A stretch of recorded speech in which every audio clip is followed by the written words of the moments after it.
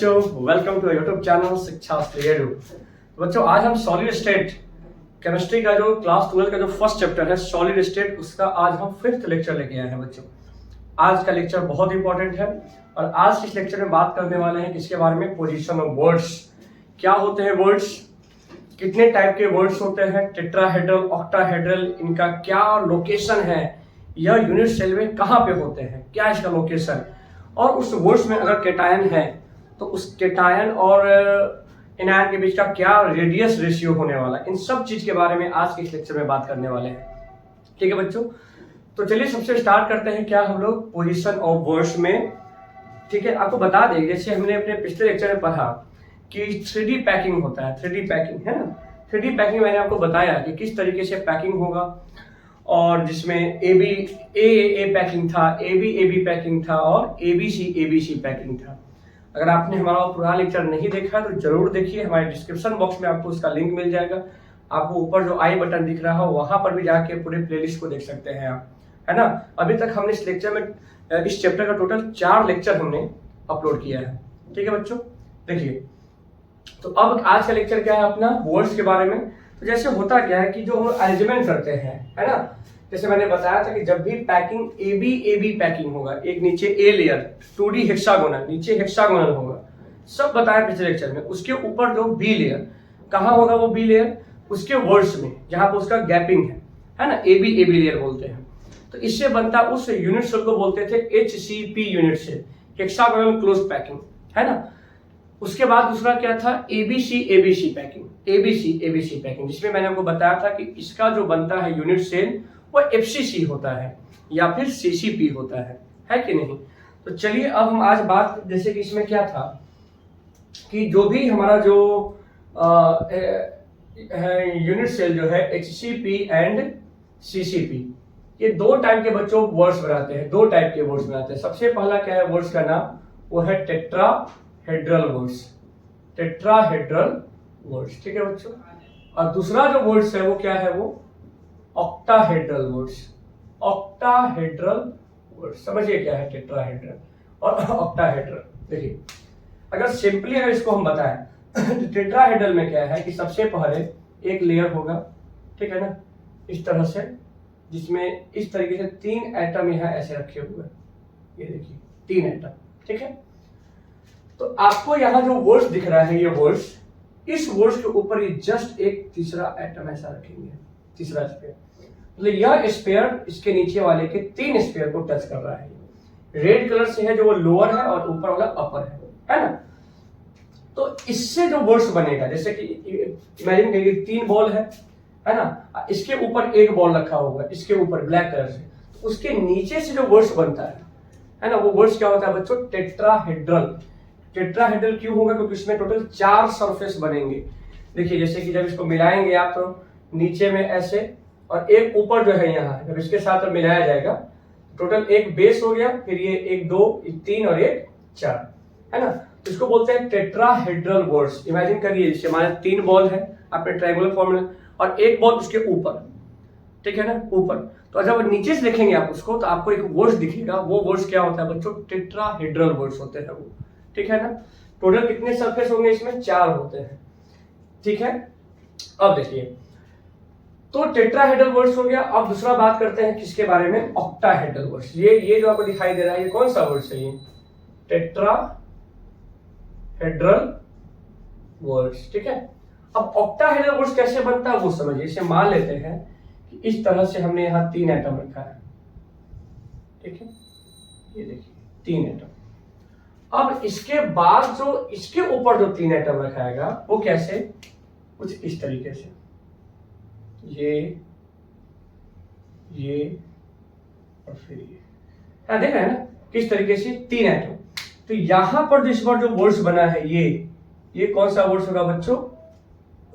Octahedral word. मतलब total 6 sphere होते हैं। कितने स्फीयर? 6 स्फीयर एक दूसरे को टच करते हैं। समझ में आया बात?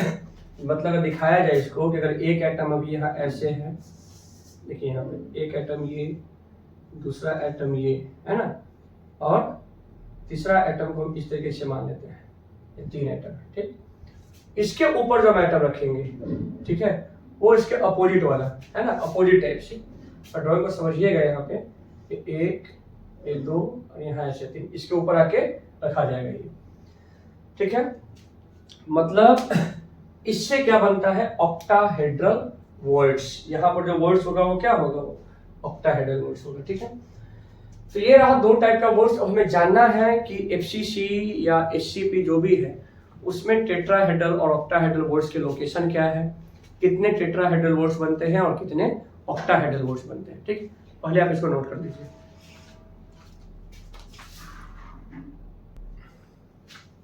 देखिए बच्चों, तो अब बात करते हैं पोजीशन ऑफ वर्ड्स में। सबसे पहले किस वर्ड्स के बारे में, वो क्या है, टेट्राहेड्रल वर्ड्स, ठीक है। आपको बता दें कि जैसे इन एफसीसी वन कॉर्नर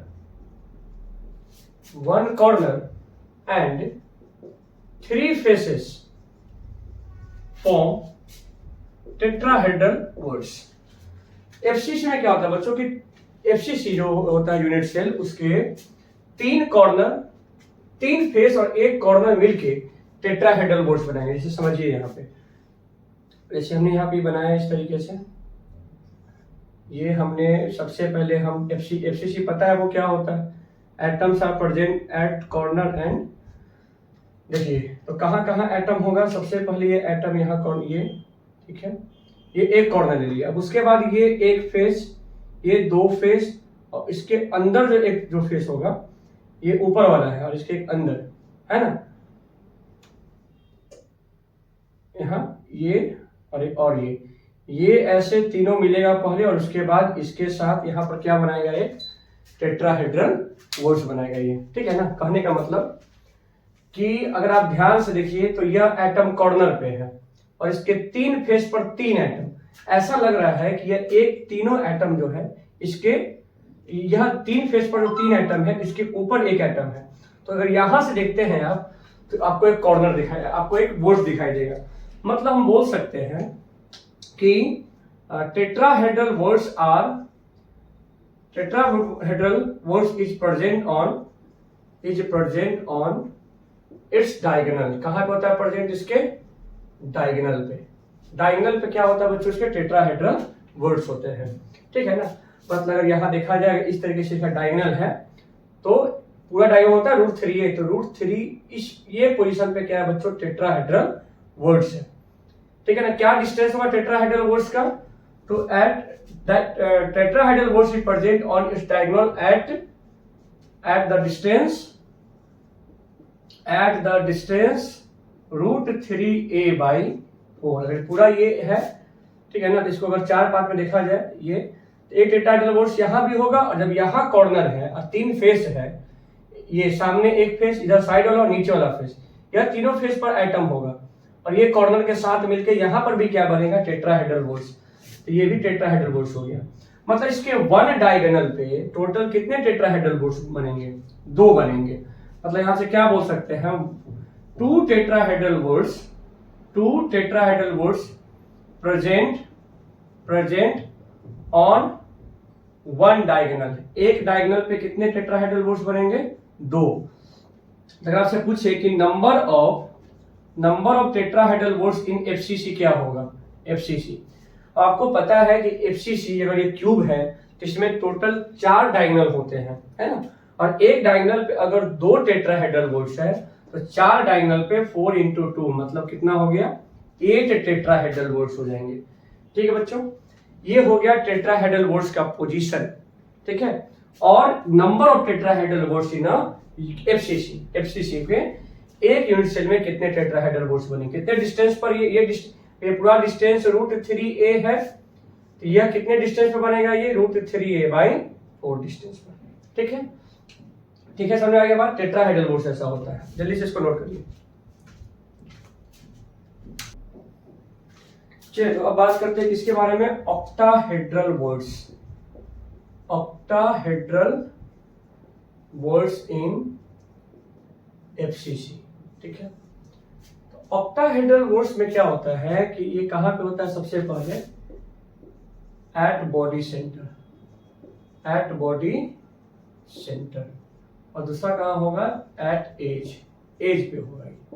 देखिए इसे ध्यान से, जैसे कि अगर आप देखिए कि अगर ये हमने बनाया, डायगोनल बनाया था, तो आपने यहाँ क्या देखा था, टेट्राहेड्रल था, यहाँ भी टेट्राहेड्रल, और बीचों बीच क्या था, ऑक्टाहेड्रल, बॉडी के बिल्कुल बीच में, है ना। चाहे क्योंकि हमने क्या बताया, ऑक्टाहेड्रल के लिए जस्ट बताया था कि अगर ऐसे 3 एटम अगर यहाँ पे है, ये 3 एटम नीचे, तो इसके ऊपर अगर 3 एटम ऐसे हो जाए, ठीक है, ये 1, ये 2 सेकेंड एटम, और ये हमने बनाया तीसरा एटम, तो ये जो वोल्ट्स बनता है यही तो क्या होता है, ऑक्टाहेड्रल वोल्ट्स, है ना।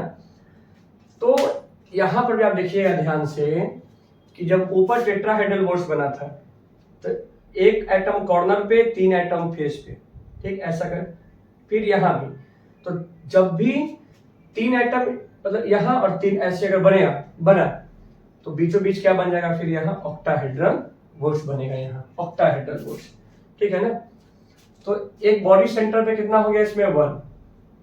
एज पे क्या है, जैसे देखिए यहाँ समझिए कि अगर ये क्या है, यहाँ पे अगर इस तरीके से ये एज है, एज सेंटर, तो यहाँ पर भी हमें ऑक्टाहेड्रल वोल्ट्स दिखता है। जैसे इधर पे फिर एफसी है, एफसीसी है, तो सेंटर पे यहाँ से 1 वोल्ट होगा, फिर यहाँ से 2, फिर 3, इसके उधर जो होगा वहां से 4, एक ऊपर इसके जो होगा 5, और नीचे से 6 इस फेस वाले पे। कहने का मतलब यह जो पोजीशन है 6 एटम से घिरा हुआ है, 6 स्फीयर से, और जब भी कोई एटम 6 स्फीयर से जो वोल्ट्स बनता है, वही जैसे यहाँ पे देखिए ये जो वोल्ट्स बना है कितने स्फीयर से, 6 स्फीयर से, तो ऑक्टाहेड्रल वोल्ट्स है।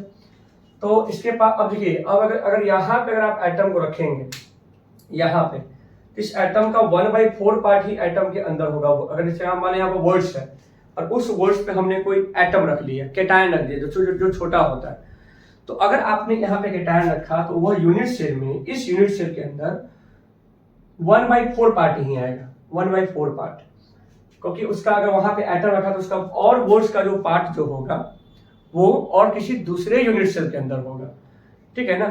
पूरा मतलब यहाँ कॉर्नर पे जब भी एटम रखेंगे तो 1/4 पार्ट, याद रखिएगा ये, ठीक है। तो ऐसे कितने एज है टोटल, तो 12 एज है, तो इंटू 12 कहने का मतलब 3, मतलब कितना आ गया, 3 वोल्ट्स टोटल एज पे बन जाएंगे। तो टोटल ऑक्टाहेड्रल वोल्ट्स कितना हो गया, ठीक है, 1 + 3 दैट इज 4। अब इसी से हम एक रिलेशन निकाल लेंगे यहाँ पे हम, कि आपने क्या देखा कि एफसीसी में एन कितना था, 4 था। एन मतलब नंबर ऑफ स्फीयर, टोटल कितने थे, एटम कितने थे, 4 थे। यहां से याद रखिएगा कि नंबर ऑफ टेट्राहेड्रल वोल्ट जो होगा वो 2n हो जाएगा, और नंबर ऑफ ऑक्टाहेड्रल वोल्ट्स क्या हो जाएगा, n हो जाएगा। यह फॉर्मूला बहुत इंपॉर्टेंट है, इस पर सीधे आपसे ऑब्जेक्टिव क्वेश्चन पूछ सकता है। जैसे आपने देखा कि एफसीसी के लिए n का वैल्यू 4 था, क्योंकि एफसीसी के एक यूनिट सेल में 4 एटम होते हैं, सब पीछे किए हैं डिस्कशन। तो आपने क्या देखा, इसके पास टेट्राहेड्रल वोल्ट्स कितने आए हैं, 8, ऑक्टाहेड्रल वोल्ट्स यहाँ कितना आया है, 4, ठीक है। इसी तरीके से अगर आपसे एचसीपी का पूछ दे कि बताइए एचसीपी के यूनिट सेल में कितने टेट्राहेड्रल और कितने ऑक्टाहेड्रल बनेंगे, तो आपको पता है ना कि एचसीपी का एक यूनिट सेल जो होता है उसके पास n6 होते हैं, 6 स्फीयर होते हैं। तो 6 स्फीयर है, तो बताइए टेट्राहेड्रल वोल्ट्स कितना बनाएगा ये, 6 × 2 दैट इज 12, और ऑक्टाहेड्रल वोल्ट्स कितने बनाएंगे ये, तो 6, है कि नहीं। टोटल 12 और ये 6 यहां बन जाएगा, ठीक है। उसी तरीके से जितना आपको n दे दिया जाएगा उसमें उतना ही क्या बन जाएगा। मान लेते हैं कि अगर हमने 8 दे दिया, 8 एटम, तो 8 एटम का मतलब 2 एफसीसी का यूनिट सेल बनेगा, क्योंकि 4 एटम से 1 एफसीसी बनता है। तो अगर 8 एटम है तो नंबर ऑफ यूनिट सेल कितना हो जाएगा, 2, है ना। तो यहां से टेट्राहेड्रल वोल्ट्स कितना, 16, और ऑक्टाहेड्रल वोल्ट्स 8, सीधा आंसर है कि नहीं। तो इसको आप नोट करिए, अब आगे आते हैं हम, ठीक है।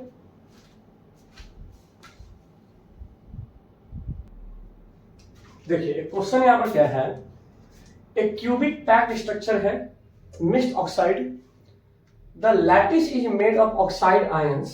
लैटिस किसका बना है, ऑक्साइड आयंस का। 1/5 of the tetrahedral bonds occupied by X plus 2 and half of the octahedral occupied by Y plus 3. ठीक है, what is the formula of the oxide? देखिए लैटिस बनाया है एनायन ने, ऑक्साइड ऑक्सीजन ने बनाया क्या है? अब हमें पता है कि एनायन का साइज बड़ा होता है केटायन से, है कि नहीं?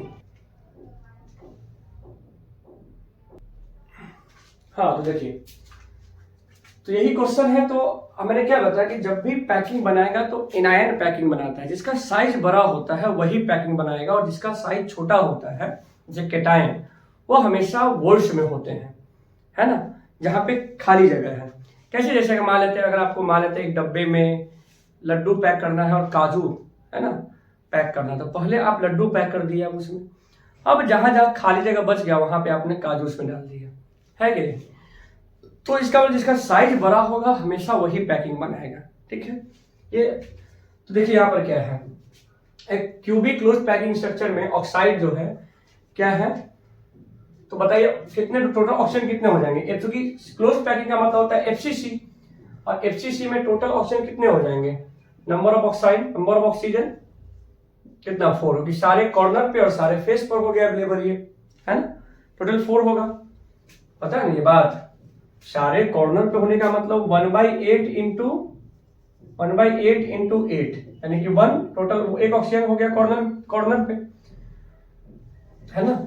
और उसके बाद सारे फेस पर, तो फेस पर हाफ होता है, सब पीछे बताया था, देख आइए आप लोग उसको, तब आपको समझ में आने वाला है ये सब। 1/2 इंटू कितने फेस होता है? 6, कितना आ गया? 3, और टोटल कितने ऑक्सीजन? 3 और 1 4 ऑक्सीजन, ठीक है। अच्छा अब एक बताइए कि FCC है तो इसमें टेट्राहेड्रल बोर्ड्स कितने होंगे? 1/5 of tetrahedral boards. Number of tetrahedral boards होता कितना है? Number of tetrahedral boards total पता है। FCC है तो मैंने बताया भी जस्ट कि अगर FCC में 4 है तो टेट्राहेड्रल बोर्ड्स 8 होंगे, कितने? 8। तो उसके 1/5 पे क्या है? 1/5 पे क्या है? X है, तो नंबर ऑफ X प्लस 2, ठीक है ना, कितना? 8 का कितना? 1/5, मतलब 8/5 हो गया, ठीक है। अगर बोलते हैं नंबर ऑफ y प्लस 2 कितना होगा, तो आप क्या देख रहे हैं? y प्लस 3 जो है, y प्लस 3 यह कहाँ पे अवेलेबल है? ये जो है y प्लस 3 जो है, ये है कौन सा? Half of the octahedral boards, half. तो ऑक्टाहेड्रल बोर्ड्स कितने हैं टोटल? इसमें 4 होंगे, तो उसके हाफ पर क्या है? ये कितना हो गया? 2 हो गया। इसका मतलब अगर आप इसका फॉर्मूला लिखेंगे तो x क्या लिखेंगे आप? x का वैल्यू कितना लाए हैं हम? 8/5, है ना। y कितना लिखेंगे आप? 2, और o कितना लिखेंगे आप? 4। तो अगर आप इसको चाहते हैं फ्रैक्शन को हटाना तो इस सब में 5 से मल्टीप्लाई कर दीजिए आप, है ना। कितना है सब में? सब 8/5 ही आएगा ना। कितना है? 1/5 of the tetrahedral boards occupied by X plus 2, ठीक है। 1/5 टोटल कितना हो टेट्राहेड्रल बोर्ड्स? 8, ठीक है, 8/5, हाँ। और 1/2 of the octahedral board y plus 3, what is the formula of the oxide, ठीक है। तो यहां से क्या किया जाएगा? सब में 5 से मल्टीप्लाई करेंगे तो X 8, y कितना? 10, और O कितना? 20। अब चूंकि इसमें चाहे तो आप एलसीएम निकाल, कुछ कॉमन ले सकते हैं आप इसमें। कितना आएगा इसका कॉमन? X 4, y 5 और O 10, यानी कि ऑप्शन बी क्या है इसका करेक्ट आंसर है ना। ऐसे बहुत सारे क्वेश्चन हमारे डीपीपी में दिए हुए हैं, आप उसको बनाइएगा, आप उसको, ठीक है ना, कैसे फॉर्मूला लिखते हैं, ठीक है। आप इसको नोट कर लीजिए।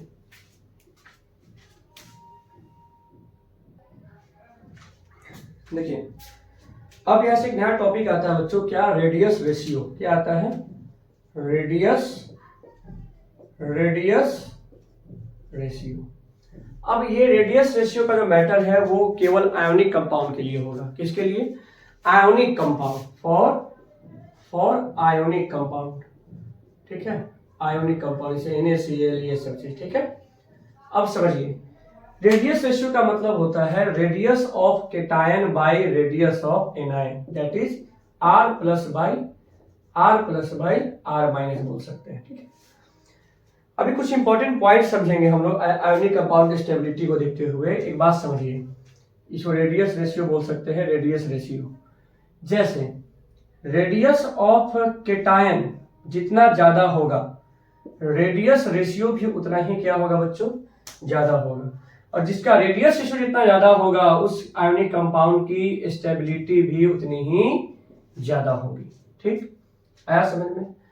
यानी कि ये इंपॉर्टेंट है, ये रेडियस रेशियो जितना ग्रेटर, केटायन का रेडियस जितना बड़ा, रेडियस रेशियो उतना ही, ऊपर वाला वैल्यू जितना बड़ा आएगा रेडियस रेशियो भी उतना ही ज्यादा आएगा, और इससे उस आयोनिक कंपाउंड की स्टेबिलिटी भी ज्यादा होगी। ठीक है, और रेडियस ऑफ केटायन जितना बड़ा, रेडियस रेशियो उतना ही बड़ा, और एक और बात कि कोऑर्डिनेशन नंबर भी उसका ज्यादा होगा। मतलब एक केटायन का साइज जितना बड़ा होगा, ठीक है ना, उसको उतने ही एनायन क्या कर सकेंगे, टच कर सकते हैं। ठीक है ना। कोऑर्डिनेशन नंबर क्या होता है, किसी एक गिवन स्फीयर को जितने स्फीयर टच करते हैं वही उसका क्या होता है, उसका कोऑर्डिनेशन नंबर। तो मैंने क्या बताया कि रेडियस ऑफ केटायन ज्यादा होने से रेडियस रेशियो ज्यादा और उसका कोऑर्डिनेशन नंबर। एक बार ये मान लेते हैं कि अगर एक काफी छोटा सा केटायन है और एक बड़ा सा केटायन है, इसको और हम क्या देख रहे हैं कि आयोनिक कंपाउंड, यहाँ पर एक एनायन इसको टच किया, दूसरा एनायन यहाँ, तीसरा एनायन टच नहीं कर सकता है इसको। क्यों? क्योंकि अगर एनायन इसको टच करने आया तो एनायन भी आपस में टच कर जाएंगे, और जब भी एनायन और एनायन आपस में टच करेंगे तो इससे आयोनिक कंपाउंड में स्टेबिलिटी घटने लगता है, रिपल्सन होने लगेगा, और रिपल्सन से स्टेबिलिटी नहीं आता है। हाँ, केटायन का साइज बड़ा है तो एक एनायन ये टच कर गया, एक एनायन ये टच कर गया, दूसरा ये। तो आपने क्या देखा, इसका कोऑर्डिनेशन नंबर 2 है और इसका कोऑर्डिनेशन नंबर 3 है। तो वही बता रहे हैं कि जितना केटायन का साइज बड़ा, रेडियस रेशियो उतना ही ज्यादा, और उस केटायन की कोऑर्डिनेशन नंबर भी उतनी ही ज्यादा होगी। ठीक है, तो ये रहा। तो ये एक शॉर्ट में एक इंपॉर्टेंट पॉइंट है, इसको लिखिए। और अब हम बताने जा रहे हैं कुछ आयोनिक कंपाउंड की स्टेबिलिटी के लिए क्या क्या कंडीशन जरूरी है ना। कुछ पॉइंट है उसको लिखते हैं पहले हम, इसको नोट कर लीजिए पीछे। देखिए यहां पर क्या है, cation condition for stability of ionic crystal. ये 3 पॉइंट है जो जरूरी है आयोनिक क्रिस्टल की स्टेबिलिटी के लिए। सबसे पहला पॉइंट क्या लिखे हैं बच्चों कि cation and anion, cation and anion को आपको एज्यूम करके चलना है कि उसका शेप कैसा है, स्फेरिकल शेप का है, और ये केटायन और anion must touching each other, ये एक दूसरे को आपस में टच करते हैं। ठीक है, जितना टच होगा उतना ही स्टेबिलिटी होगा। ठीक है ना, क्योंकि दोनों अपोजिट चार्ज के हैं। एनायन के बारे में याद रखना, anion generally will not touch each other. अगर आपको आयोनिक कंपाउंड में स्टेबिलिटी चाहिए तो एनायन और एनायन एक दूसरे को टच नहीं करना चाहिए, क्योंकि अगर दोनों सेम एनायन अगर चार्ज का है, अगर वो टच करेगा तो रिपल्सन, और रिपल्सन से स्टेबिलिटी डाउन हो जाएगा, है ना। Cation must surrounded by maximum number of anion, मतलब एक केटायन को जितना ज्यादा एनायन टच करेगा, बोले तो एक केटायन की कोऑर्डिनेशन नंबर जितनी हाई होगी कंपाउंड उतना ही, आयोनिक क्रिस्टल उतना ही स्टेबल होगा वो। वाइस वर्सा का मतलब एनायन को जितना केटायन टच करे उसकी स्टेबिलिटी उतनी ही हाई होगी। ठीक है, तो ये 3 पॉइंट्स हैं आयोनिक क्रिस्टल की स्टेबिलिटी के लिए। ठीक है, अब इसी से निकालते हैं रेडियस रेशियो, मतलब केटायन और एनायन का रेशियो अलग अलग कंडीशन के लिए। जल्दी से आप इस तीनों पॉइंट को नोट कर लीजिए। देखिए तो अब यहां पर क्या है, रेडियस रेशियो में when cation is very small, when cation is very small. देखिए केटायन बच्चों बहुत स्मॉल है, तो आपको पता है कि इस केटायन को केवल कितने एनायन टच कर सकते हैं, इसको 2 एनायन, एक और एक ये 2, है कि नहीं।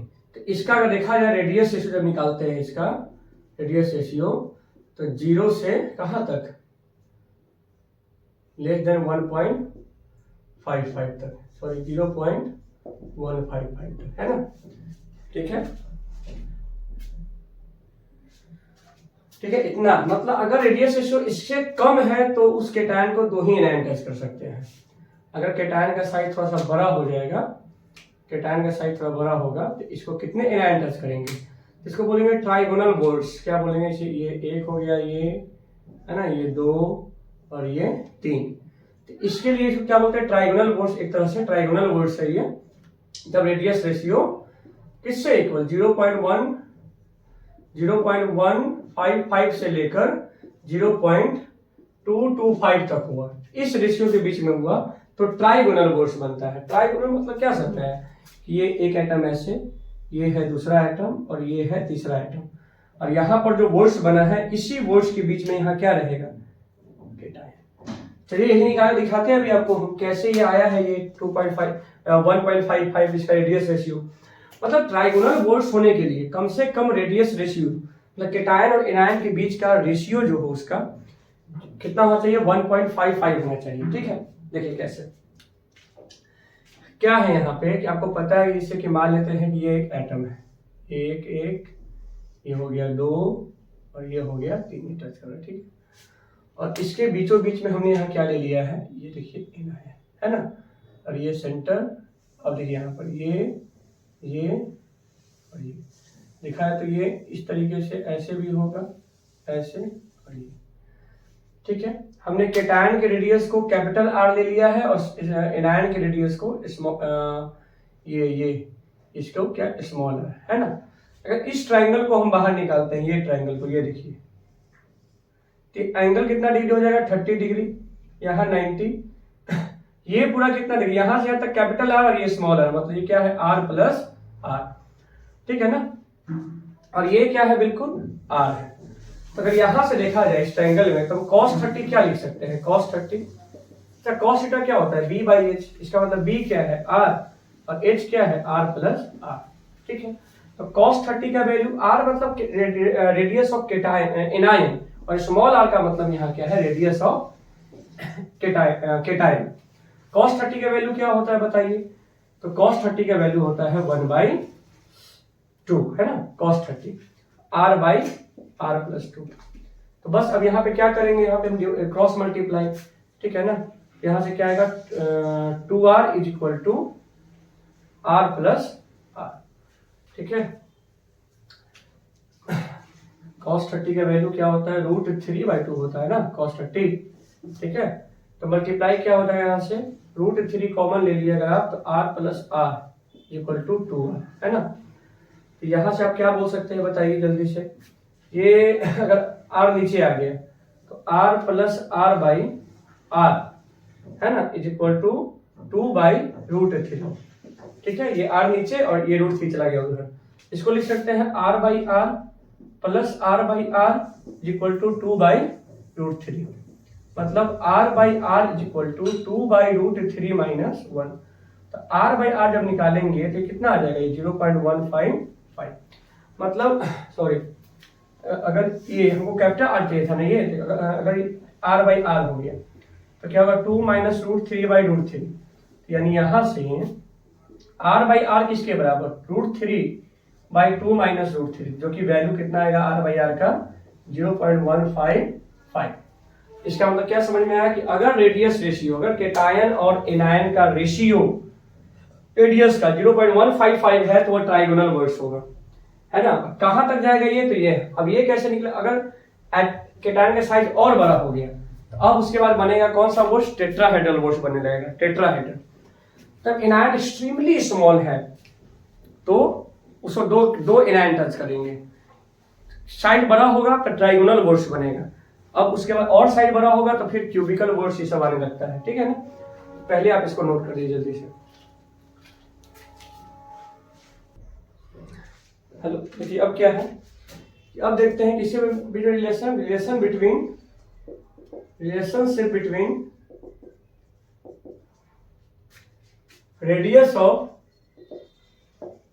Tetrahedral boards and radius of atom in CCP और एफसीसी। क्या रिलेशन है देखिए, मतलब अब केटायन का साइज जब थोड़ा और बड़ा होगा तो उसको क्या होगा, उसको चार एनायन टच कर सकेंगे, है ना। मतलब जब भी टेट्राहेड्रल बोर्ड्स बनता है, 3 एटम उसके ऊपर एक एटम, तो उसके नीचे में जो एक गैप बना बोर्ड्स, वो टेट्राहेड्रल बोर्ड्स था, है ना। तो उसके अंदर केटायन जाएगा तो वो 4 एनायन को टच करेगा, है ना। तो इस और एफसीसी में बात करते हैं, तो इसमें आप क्या लिखेंगे रिलेशन, देखिए इसमें आपको पता है रेडियस रेशियो निकालना है, तो आप यहां से क्या बोलते हैं कि आपने पढ़ा है ये बात कि अगर ये टेट्राहेड्रल है, मान लेते हैं ये टेट्राहेड्रल है ना, ये पहले एफसीसी मैंने बनाया, ई एफसीसी, सारे कॉर्नर पे और सारे फेस पर है ना ये। तो पहला रिलेशन पता है कि हम बोल सकते हैं कि 4r माइनस जो होगा वो किसके इक्वल, इसी पता नहीं ये एनायन है, ये भी एनायन है और ये भी, मतलब अगर देखा जाए एक फेस पे, फ्रंट ऊपर वाले फेस पे, तो ये एक एनायन, ये दूसरा एनायन और ये तीसरा, अब पूरा ए है तो ये किसके इक्वल होता था, ये 4r minus is equal to √2a के इक्वल, पहला ये। अब देखिए आपको पता है कि डायगोनल पे अगर बात करें हम, डायगोनल पे, तो ये डायगोनल है तो यहाँ पे क्या होता था, टेट्राहेड्रल बोर्ड, यहाँ भी क्या था और बीचों बीच में क्या था, ऑक्टा। मैंने क्या बताया, इसका डिस्टेंस क्या होता है, √3a बाई 4 है ना, मतलब यहाँ से √3a बाई 4 डिस्टेंस पर टेट्राहेड्रल बोर्ड से। तो अगर यहाँ पर केटायन है, एनायन है और यहाँ केटायन है, तो इसमें रिलेशन क्या लिखा जाएगा, r plus r minus is equal to √3a by 4। अब इसी को रेशियो निकाल लीजिए आप यहाँ से, क्वेश्चन सेकंड। r प्लस, इससे पहले हमने कैपिटल R लिखा था, यहाँ r प्लस लिख रहे हैं, बात वही है, ठीक है ना।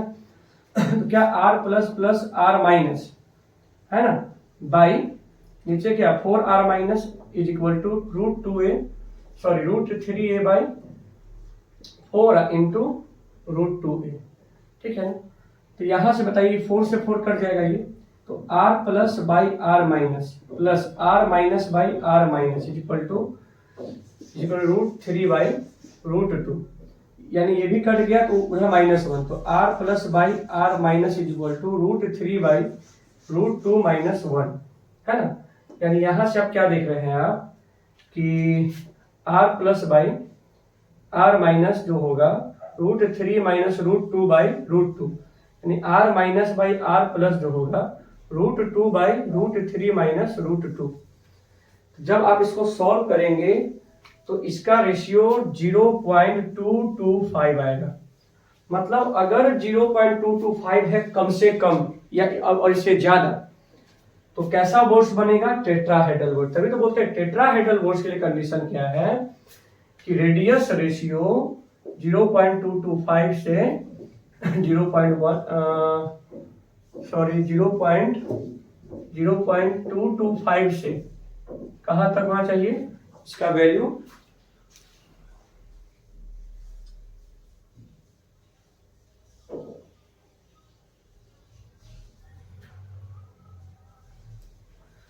हाँ 0.414 तक होता है, ठीक है 0.414, तब ये कौन सा बोर्ड देगा, ये टेट्राहेड्रल बोर्ड देगा, है ना।